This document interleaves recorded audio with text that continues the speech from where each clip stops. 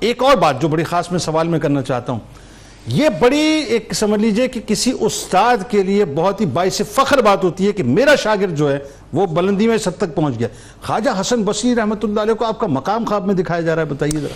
بسم اللہ الرحمن الرحیم. یقیناً ہر ایک شخص کی زندگی میں تو نہیں، لیکن کئی لوگوں کی زندگیوں میں ٹرننگ پوائنٹس آتے ہیں، اور وہ جو ٹرننگ پوائنٹس ہوتے ہیں وہ بنیادی طور پر انسان کی زندگی کو یکسر بدل دیتے ہیں. ابھی جیسے ذکر ہوا کہ ایک دم آپ کی زندگی میں ایک نمایاں تبدیلی آئی اور رخ بدل گیا.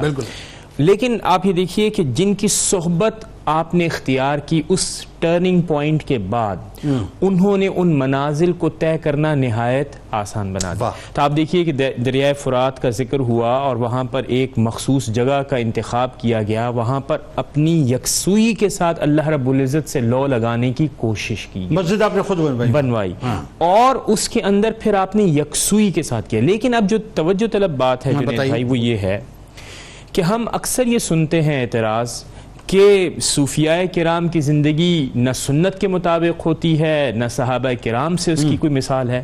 اور میں آپ کی توجہ اس طرف چاہوں گا کہ آپ کی زندگی دن میں علم کی خدمت، علم حاصل کرنے میں گزرتی تھی، اور رات کو عبادت کے اندر گزرتی. سبحان اللہ. اور اب آپ دیکھیے کہ صحابہ کرام کی زندگی کیسے گزرتی تھی کہ رات کو وہ بھی عبادت کرتے تھے اور دن میں وہ جہاد کرتے. تو اب آپ دیکھیے ایک لحاظ سے کچھ آپ کو مماثلت نظر آ رہی ہے کہ صوفیاء کبھی نہ حضور اکرم صلی اللہ تعالیٰ علیہ وسلم کی زندگی کو چھوڑنے کے لیے تیار ہیں، نہ قرآن کریم کی روح کے اوپر کمپرومائز کرنے کے لیے تیار ہیں، اور پھر وہ سنتیں جو کہ صحابہ کرام نے حضور سے سیکھیں ان کے مطابق اپنی زندگی کو اچھا وہاں دیکھیں نا، وہاں مختلف رنگ تھے نا. وہاں جہاد بالسیف بھی تھا، جہاد بالمال بھی تھا، جہاد بالعلم بھی تھا. یہ سارے رنگ صوفیاء میں نظر آتے ہیں. بالکل ٹھیک، یہ سب چیزیں. اچھا اب دیکھیے اگر ہم نے علم کی خدمت دیکھنی ہے اور دیکھنا ہے کہ قرآن کریم سے فیض اور قرآن کریم سے معانی کا اکتساب اور اپنی ذات پر اس کو منطبق کرنا،